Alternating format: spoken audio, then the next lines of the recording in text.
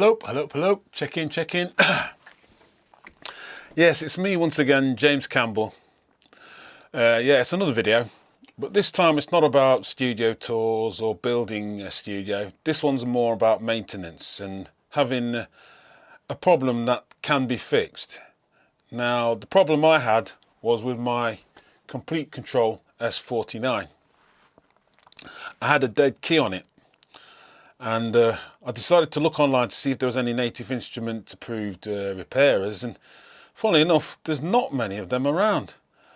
And it was a dead key, and I thought to myself, maybe I should go this alone and see if I can fix this myself. But I decided first to look online to see if anybody else has done what I was thinking. And funnily enough, there was one guy, and he did it and showed how it could be done, and it kind of inspired me to go and do it myself. And funnily enough, I fixed that key and I got the dead key working. Unfortunately, another key now has become dead. So, being as I've had a bit of experience on how to do this, I thought I'd do a video on how to go about this thing. So should anybody else have the same kind of problem, they could look at this video and go through the process of what I went through and fix it themselves. Now, as you can see, just above the keys, there's a blue strip. And every time you touch one of the keys, they light up.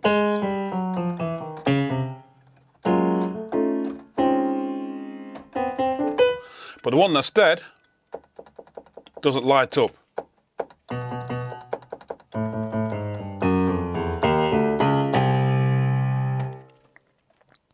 So my suggestion is, this section here, where the key is dead, put some masking tape, so that when you turn it upside down, you know exactly where those keys are or the surrounding area is, so that you can use the alcohol in order to clean around that section. Now, this only applies to the Mark 1 Komplete Kontrol. I don't know anything about the Mark 2, the new one.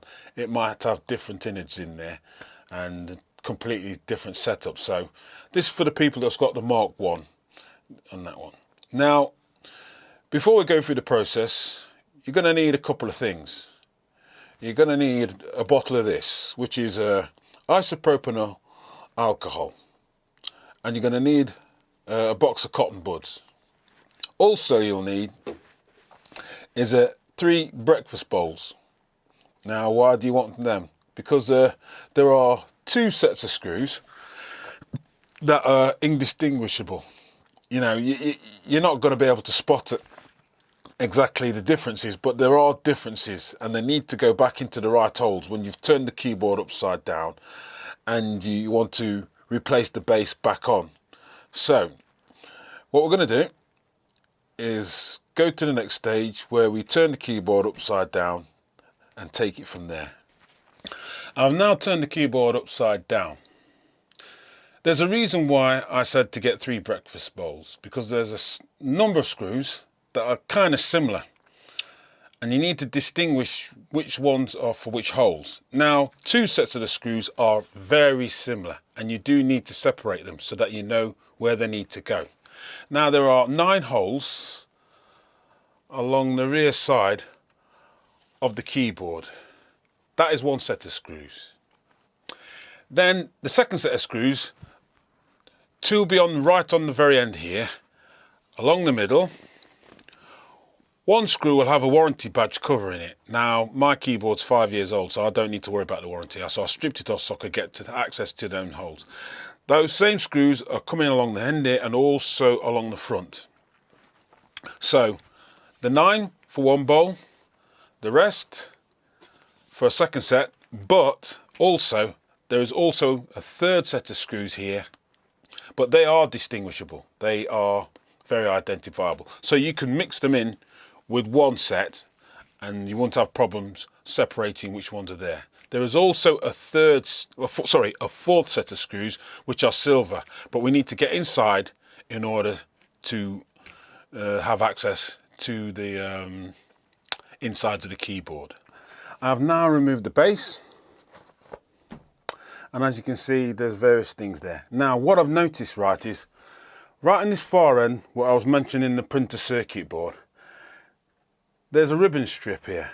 I've tried to remove it, but it looks like it's glued on. So My suggestion is don't pull that off, because I don't know how that's going to turn out, mate. Trust me, it looks like it's glued on and that. So there is another printer circuit board here, but there is a ribbon strip here that you can remove, and you can put that out of the way, and you can then remove this manually. Or is it screwed on? Let me just check. No, I think you can move it manually. Yeah. Yep. It's all right, remember. And there's a little bit of a computer clip, little bit of a plastic clip around here that you got to punch in to just dislodge, just to get it out. Let me just sort that out, because I know it's going to cause problems. Be gentle with it though, you know what I'm saying? You don't want to do any real super damage on that. There we go. I removed it. I'm just going to put that out the way for the moment. Just there. All you need to do is unscrew the silver screws that are around here. And then you lift that up. And remember what I said before as well. I've sellotaped the area that's got the difficulty. It was the black key. So what I've done here is I've marked them 2 keys there, and I know that the black key is around this section there. So what I'm going to do is get a marker and just mark that area, because that's where the difficulty was with it. What you do then is you lift it up. It's idiot proof. You can't go wrong. You can only go in one way. You lift that up and you turn it upside down. And what you then have is this section here. As I've marked it, I know that I need to pull off this section around there and give it a clean with the isopropanol alcohol. So that's what we're going to do now. Right, as you can see, I've marked the area where I had the problem with the dead key. Now it's this section here. Now what I need to do is get my bottle, a bit of cotton bud, and we remove that. So what we're going to do is just do this section here. So I've got to pull this off.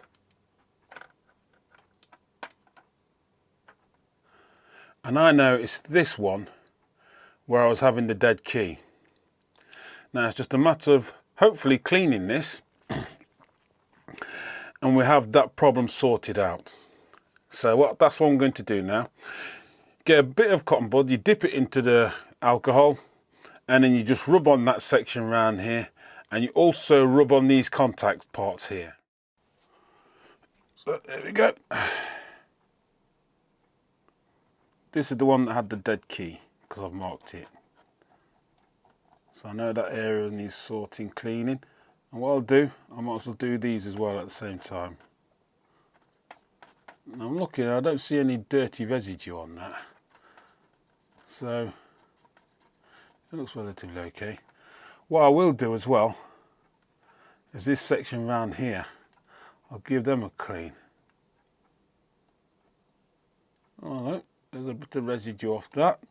I don't know if it's necessarily anything to do with them being dirty, or is it just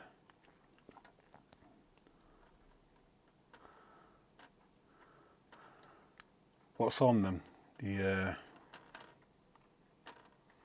black colouring. Like I said before, I sellotaped where the keys were. It was the black key, so I need to know which area it's going to be. I marked it, the surrounding area, and what I've done is I've given that a clean. Now I'm going to skip that to the part where it dries, and I'm starting to put it all back together again. As you can see, with the 3 breakfast bowls, the separation of screws, the silver ones, I've mixed them in with 1 set of black screws because they're easily identifiable. But my suggestion is to do that. That way, when it comes to refitting things back together again, it's easier to pick out the ones you need for which certain areas you need to screw them into. Okay, I've cleaned up. I've put the silver screws all back in their slots. Now it's me putting the printer circuit board back in its place. Obviously there's a plastic clip to clip onto that to secure it. So it's got 3 axes of security. and just make sure I've fitted that in correctly. Let's just check. I'll slot it in. Not quite yet. I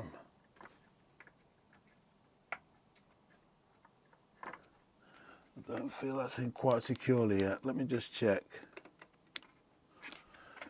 Try to. Yeah, there we go. There we go. Yep, that's in. That's in rigid. You got that section.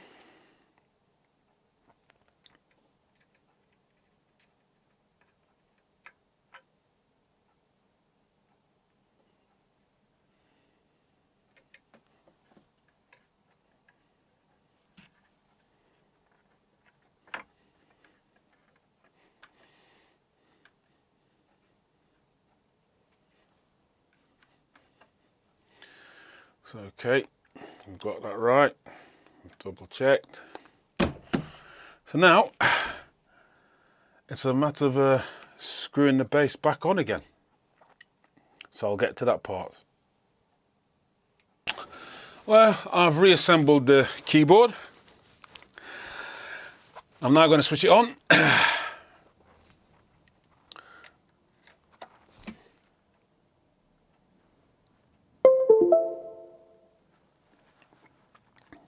Now we're having problems with the A sharp note. That was the dead key. Here we go. Whee-hee!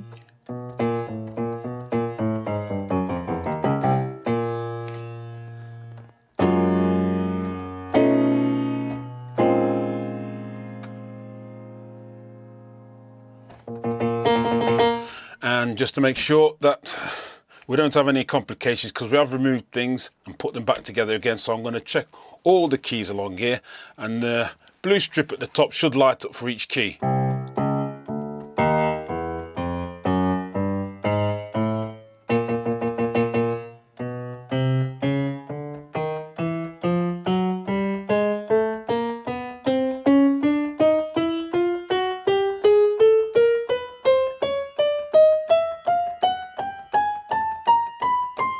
So they're all working. The A sharp keys back in order, and that's how I did it first time, and it's worked again second time. And it's I'm hoping this video is a good instruction on how to do these things. Well, I hope this video was of some kind of help. The guy who initially did this helped me, and I'm hoping that this video helps people who have the same kind of problem. Spread the word about on how to do these kind of things.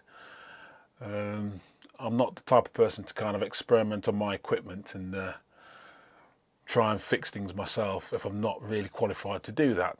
But if I feel that it's fixable and can fix it, I will show people how it should be done.